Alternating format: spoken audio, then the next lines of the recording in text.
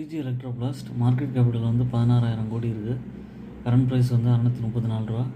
Return on equity 18.9%. Book value வந்து 39.9 இருக்குது. Plastic பிஸ்னஸில் இருக்காங்க.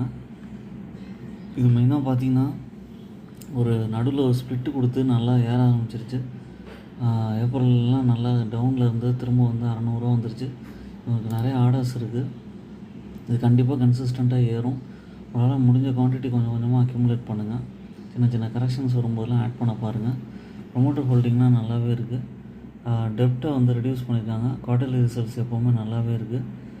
அதுக்கப்புறம் வந்து சேல்ஸ் வந்து 137 கோடியிலேருந்து மல்டிஃபோல்டு ஆகி 1300 கோடி வரைக்கும் போயிருக்கு.